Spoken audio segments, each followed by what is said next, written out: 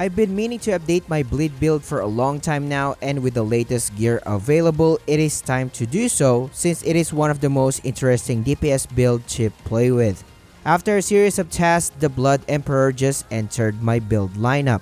The Blood Emperor relies heavily on maximum stacks of bleed and other status effects to deal substantial damage over time to targets. Not only do enemies suffer from painful status effects, but also receives a low amount of damage when using the Merciless, making this build one of the best damaging builds in my lineup. I'm the Samurai, and join me as I build this blood-hungry demon, the Blood Emperor.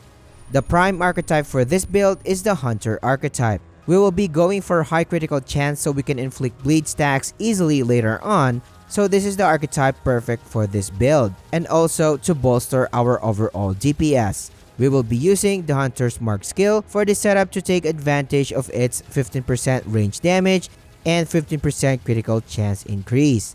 Its prime perk Dead to Rights is perfect for increasing the duration of the Hunter's Mark skill whenever the user hits a weak spot, which will be an easy feat for this build. The Hunter's Archetype's Insane Deadeye provides a whopping 40% flat range damage, 15% weak spot damage, and lastly, another 5% range critical chance. Moving on to the second archetype, which is the Ritualist. We'll be playing with 4 different status effects in this build, and using the Ritualist Miasma skill will effortlessly help us achieve that goal while focusing mainly on max stacks of bleed. Its Wrath damage perk boosts the damage potential of this build by introducing 10% increase in critical chance and causing enemies to endure 20% more damage when under the influence of negative status effects. Depending on preference, players can make the Ritualist their main archetype in this build if they want more status effect damage.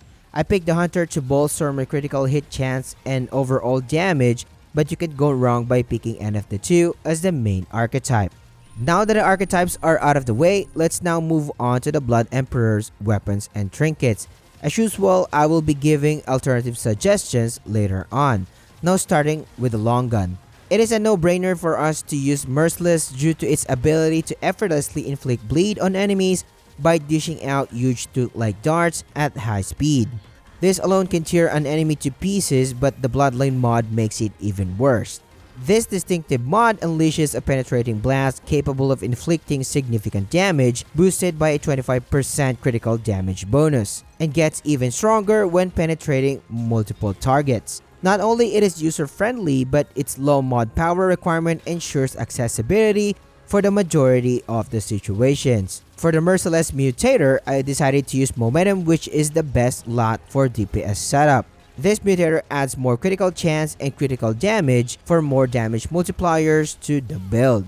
Now for the handgun, you are free to use any handgun you prefer, but in this particular setup, I am using the MP60R since I find it easy to use, especially since it will be used on inflicting bleed stacks.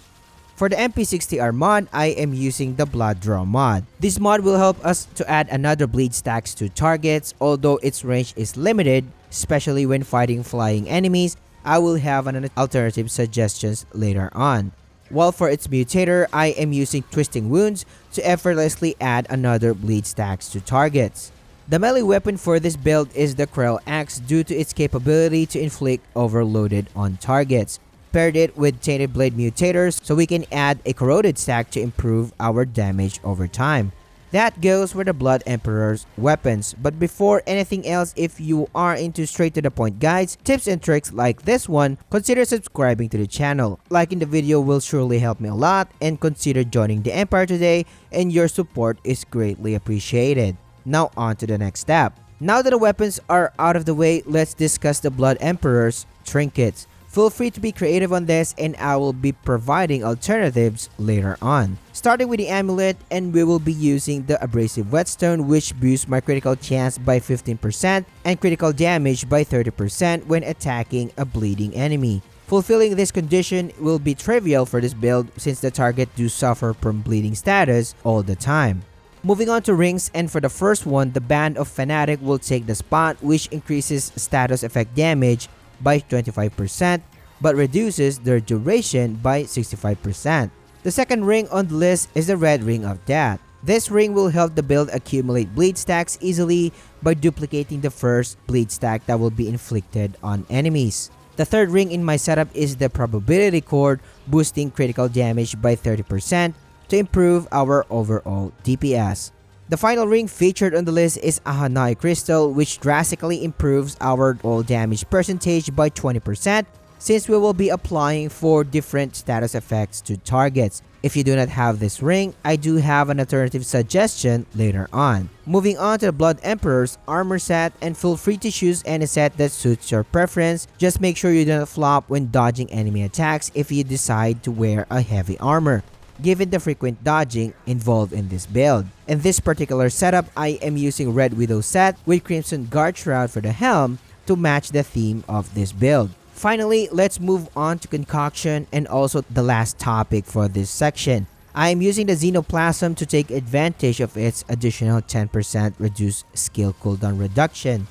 Now let's dive into relics and traits. In this particular setup, feel free to select any relic of your choice, but in my case, I still use the Tranquil Heart to take advantage of its passive 2 health regeneration. For the relic fragments, I highly suggest using additional fire rates, range critical chance, and range critical damage to bolster the Merciless prowess. Now that the relic is out of the way, let's now dive into the recommended traits. The Ritualist Archetypes free trait, which is a level 10 affliction, will increase the status effect duration by 100%. The Hunter Archetype provides the build with a free level 10 long shot, which increases our weapons range by a lot, and I see this as a great bonus. Upgrading Flashcaster trait to level 10 is a must, which increases mod and skill casting speed by 50% so we can cast our skill and mods quicker in combat. The next trait on the list is a level 8 regrow trait, so we can have an additional 1.2 health regeneration per second. Upgrade Vigor trait to level 10 to increase the build's overall survivability. A level 10 Expertise trait is a must for an additional 20% skill cooldown reduction so you can access your skill quicker. And I also upgraded Amplitude to level 10 so the Miasma skill can cover more grounds upon usage. For my main source of healing, on the other hand, I upgraded Siphoner to level 10 to gain an additional 3% lifesteal damage. Moving on to the next trait, which is a level 10 fitness trait, which increases evade distance by 30% since we will be dodging a lot in this build. This also helps the build to position better in combat. The second to the last trait is a level 10 footwear trait, which increases movement speed by 50% while aiming. Lastly, I suggest upgrading handling trait to level 10 to improve the Merciless overall handling. Moving on to useful gameplay tips and gear alternatives before I wrap this build guide. The Blood Emperor aims to reach 5 stacks of bleed at the start of battle and destroy its opponents with the Merciless and damage over time. As the battle starts, activate Hunter Mark skill, and I usually start hitting the target with MP60R to inflict 2 stacks of bleed, and then throw the Curl Axe to apply Corroded and Overloaded on top of it. Use the Blood Draw mod for additional bleed stack, and activate the Miasma skill to add another set of status effect stacks. Hit the target with a Merciless until the bleed stacks go up to 5 stacks. And finally, use all the Bloodline mod charges to deal substantial amount of damage. After all the Bloodline charges have been used, continue firing the Merciless while observing the bleed stacks. The user needs to ensure that the target is suffering from 5 stacks of bleed, so refreshing bleed to max stacks all the time with your repertoire is a must. On the other hand, the critical hits from the Merciless shots and its Bloodline mod will add a significant amount of damage on top of the damage over time, thus, the target usually lasts for a short while. That's it for gameplay tips, and moving on to alternative gear suggestions. If the enemy is simply unreachable by the Blood Draw mod, you can change a Hanai Crystal to Blood Jewel so you can inflict a stack of bleed when throwing the Curl Axe. If you do not have the Hanai Crystal, on the other hand, Timekeeper's Jewel will work like a charm, and this ring increases the duration of all of your status effects in combat. If you like to prioritize movement speed while still having a high damage per second, equip Ravager's Mark as the amulet to increase your overall damage dealt to bleeding targets by 20% and change probability cord to Ring of Omens instead. In this setup, your Merciless will hit lower numbers, however, you will have smoother dodge evades in combat since you will have access to Misty Step. The Blood Emperor is truly a satisfying build to use when making your enemies bleed to death. Now if you want to burn your enemies alive with the power of lightning and fire, click these builds and I will catch you on the next one.